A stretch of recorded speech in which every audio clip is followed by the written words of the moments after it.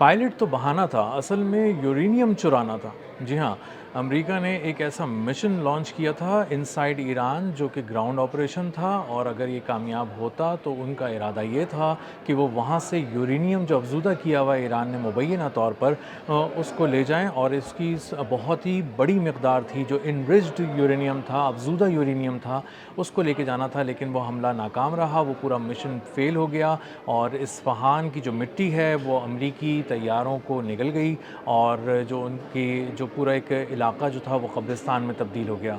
मैं हूं अज़हर अली ख़ान और आप देख रहे हैं आज की बात। गुज़िश्ता हफ़्ते मैंने व्लॉग में कहा था कि अमेरिका एक ग्राउंड इन्वेजन की तैयारी कर रहा है, ज़मीनी हमले की तैयारी कर रहा है, और ये हमला इसी हफ़्ते होगा, यानी जुमे हफ़्ता या इतवार के दिन होगा। और ऐसा ही हुआ, उनकी तैयारी मुकम्मल थी, और जितना साजो सामान जंगी मैंने बताया था अपने व्लॉग में, तकरीबन कमोबेश वही सामान लेकर अमेरिका ने 400 किलोमीटर अंदर ईरान की हदूद के एक ऑपरेशन लॉन्च किया। ये एक ग्राउंड ऑपरेशन था जिसमें फ़ोर्सेस को ज़मीन पर उतरना था और उनको एयर सपोर्ट मिलनी थी। और मैंने ये भी अपने व्लॉग में बताया था कि ये हमला ना समंदर की तरफ से होगा, ना ही ज़मीनी तौर पे किया जा सकेगा। इसमें ग्राउंड फोर्सेस जो ग्राउंड पे ऑपरेशन किया जाएगा उसके लिए पैराशूट से लोग उतरेंगे, फ़िज़ा से आएंगे, तैयारों के ज़रिए आएंगे, और वो ज़मीन पर उतरेंगे। उसके बाद वो एक रनवे बनाएंगे वहाँ पे, आर्जी तौर पे रनवे, ताकि वहाँ पर भारी तैयारे भारी चीज़ों के साथ, भारी मशीनरी और इक्विपमेंट के साथ लैंड कर सकें। और इसके बाद जब ये ऑपरेशन कामयाब हो जाए तो वो लोग जब फ़रार की सूरत इख्तियार करें, जब यहाँ से वापस जाएं, तो वो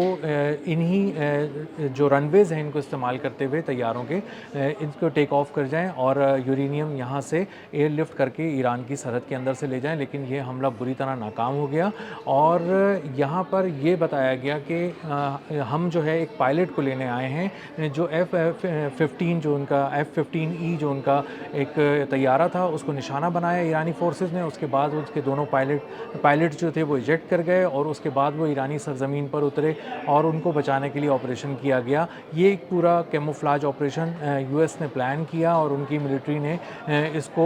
डोनाल्ड ट्रंप के सामने पेश किया कि हम इसी तरह से एक हमला प्लान कर सकते हैं जो कि किसी बहाने से हो सकता है, बराह रास्त नहीं किया जा सकता, क्योंकि अगर हम बराह रास्त कोई चीज़ करने की कोशिश करेंगे तो पूरी दुनिया की नज़रें वहाँ आएंगी, और अगर ये ऑपरेशन नाकाम हो गया तो हम बहुत बुरी तरह पिट जाएंगे, नाकाम हो जाएंगे, और हमारी साख हमेशा के लिए ख़त्म हो जाएगी। लेकिन हुआ यही कि जब इन्होंने ऑपरेशन किया इस्फ़हान में, वो ये नतंज़ जाना चाहते थे जहाँ पर यूरेनियम अफज़ूदा हुआ है। इस्फ़हान में भी बताया जाता है कि कुछ खुफिया मकामात ऐसे हैं जहाँ पर यूरेनियम अफज़ूदा करके ईरान ने रखा हुआ था, और इन दो मकामात के ऊपर उतरने के लिए उन्होंने इस अमरीकी फ़ोर्सेस ने, जो अमरीकी सील्स थे, जो उनके एलीट कमांडोज़ यूनिट है, उसने इसका इंतखाब किया कि इस्फ़हान में उतरा जाए। तो जो मैंने बताया था कि इसमें दो भारी बड़े तैयारे होंगे जो इक्विपमेंट लेकर आएंगे, सामान लेकर आएंगे, भारी मशीनरी लेकर आएंगे, तो वो दो C-130 तैयारे थे। और ये लॉकहीड के जो C-130 हरक्यूलिस तैयारे थे, इनको निशाना बनाया ईरानी फोर्सेस ने और तबाह कर दिया। इसके साथ साथ मैंने बताया था कि A-10 जो थंडरबोल्ट तैयारा है, ये जो निचली सतह पर परवाज़ करता है, और इसमें 30 mm की एक ऐसी तोप लगी है जो टैंकों के भी परखचे उड़ा देती है, और ये ग्राउंड फोर्सेस को सपोर्ट करने के लिए ही मंगवाया जाता है। ये तैयारा उसी वक्त मूव किया जाता है, उसको बुलाया जाता है जब कोई ग्राउंड इन्वेजन प्लान की जा रही हो। तो यूएस चूँकि ग्राउंड इन्वेजन प्लान कर चुका था लास्ट वीक, और उनको ज़मीन पे उतरना था ईरान की, इसलिए थंडरबोल्ट A-10 तैयारे मंगवाए गए, और ये तकरीबन 12 तैयारे थे, जिनमें से एक वहाँ पर गया और उस ऑपरेशन का उसने हिस्सा लिया, और वो तबाह हो गया। इसके साथ साथ जो M60 हेलीकॉप्टर्स थे, जो बहुत महंगे हेलीकॉप्टर्स थे, वो भी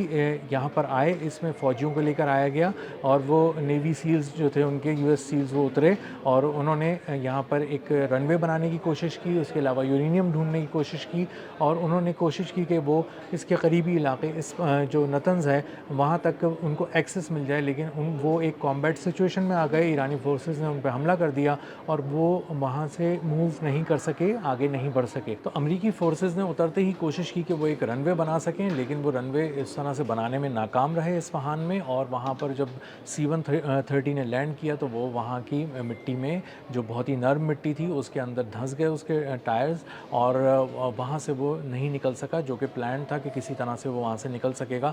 لیکن یہ ایسٹیمیٹ جو ہیں وہ غلط ثابت ہوئے اور وہ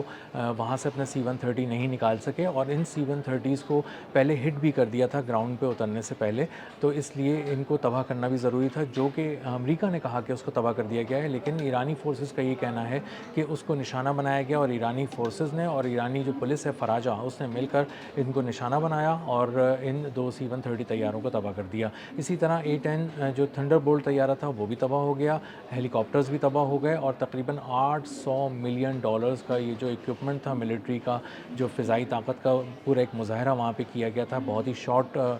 ٹائم کے اندر، وہ خاک میں مل گیا، وہ منصوبہ بھی، وہ طیارے بھی، اور وہ سارا اکوپمنٹ بھی خاک میں مل گیا، جس کی بنا پر یہ طے کیا گیا تھا کہ یہاں سے یورینیم اٹھایا جائے گا اور امریکہ لے کر جایا جائے گا۔ تو یہ ایک بہت بڑا آپریشن تھا جو کہ ناکام ہو گیا۔ یہاں پر اس کی نوبت بھی نہیں آئی، جو اس سے اگلا جو فیز تھا آپریشن کا وہ یہ تھا کہ جب یہ رن وے بنا لیں گے تو اس کے بعد ان کو کچھ جو آئیڈینٹیفائڈ مقامات تھے ان میں سرنگیں ہیں، ان سرنگوں میں اترنا تھا، وہاں پہ کامبیٹ سچویشن میں آنا تھا، ان پہ حملہ ہونا تھا، اور اس ذہن کو بنا کر یہ لوگ وہاں پر آئے تھے، اور اس کے بعد جب یہ سرنگوں میں داخل ہوتے تو وہاں پر ان کو ڈھونڈنا تھا یورینیم کو۔ اس کے بعد ہیزمت سوٹس پہنے ہوئے جو لوگ ہوتے تھے، جو ایک خاص قسم کا سوٹ ہوتا ہے جس میں یہ جو فورسز کے لوگ ہیں، جو چند درجن ہی ہیں پورے امریکہ میں، جو اس طرح کے ایسے مواد کو، جو حساس مواد ہو جس سے تابکاری پھیلنے کا خدشہ ہو، اس کو بہت ہی باحفاظت اس کو سنبھال سکیں اور اس کے بعد اس کو ایئر لفٹ کر سکیں۔ یہ چند درجن ہی لوگ ہیں پوری US آرمی کے اندر، اور ان میں سے ظاہر ہے کچھ لوگوں کو بھیجا گیا ہوگا کہ وہاں پر جائیں اور یہ اس آپریشن میں حصہ لیں، لیکن وہاں پہ ہزمت سوٹس جو ہے وہ پہننے کی بھی نوبت ان کو نہیں آئی۔ اس کا مطلب یہ ہے کہ وہ ایران کی جو ان سائٹ سے جو تھیں جہاں پہ یورینیم مفزودہ ہو رہا تھا، اس سے بہت ہی پہلے اس آپریشن کو ناکام بنا دیا گیا، اور جو بھی یہاں اترا وہ اپنے کیریئرز کو واپس نہیں لے کے جا سکا، وہ اپنی ٹرانسپورٹ کے ذرائع کو واپس نہیں لے جا سکا، اور تمام 12 طیارے جو تھے جو زمین پہ اترے یا زمین سے انہوں نے اپنی سطح کم رکھی ہوئی تھی، وہ تمام طیارے مار گرائے، اور بہت ہی کنونشنل توپوں سے پہلے ان کو نشانہ بنایا گیا، اور اس کے بعد بہت ہی اسپیشلائزڈ ویپن کا مظاہرہ کیا گیا۔ میں نے پہلے بھی یہ بتایا تھا کہ جو ایرانی فورسز ہیں انہوں نے گراؤنڈ آپریشن کے حوالے سے تیاری کی ہوئی تھی، اور انہوں نے بتایا تھا کہ ان کے پاس کچھ ایسے شارٹ رینج بیلسٹک میزلز ہیں جس کو فائر کیا جا سکتا ہے تقریباً 200 کلومیٹر تک کی رینج میں۔ اس کے علاوہ ان کے پاس ڈرونز ہیں، اس کے علاوہ ان کے پاس ایسے اسپیشلائز کمانڈوز ہیں جو اس طرح کے علاقے میں بہت تیز موو کر سکتے ہیں، اور ان کی موومنٹ بہت تیزی سے ہونے کے بعد وہ کامبیٹ سچویشن کو بہت ہی اچھی طرح ہینڈل کر سکتے ہیں، اور یہ ایران کو معلوم تھا کہ جو US سیلز ہیں یہی آئیں گے، جو ایلیٹ جو کمانڈوز ہیں اس کے US آرمی کے، انہی کو یہاں بھیجا جائے گا۔ یہ کسی چھوٹے موٹے اسپیشلائز کمانڈو کا کام نہیں ہے کہ وہ یہاں آئے اور اس طرح کی کامبیٹ سچویشن کے اندر لڑے، اور اس کے بعد جو اس کے جو چیزیں ہیں، جو حساس تابکاری پھیلانے والے مواد ہو سکتے ہیں، ان کو اٹھا کر لے جائے۔ جو طیارے تباہ کیے گئے ہیں اس کے بارے میں آپ کو بتا دوں کہ ان میں سے کچھ ایسے دستاویزات ملے ہیں جس سے پتہ چلتا ہے کہ ان کا مشن کیا تھا، انہیں کہاں جانا تھا، اور ان کو کن چیزوں تک اپنا ایکسس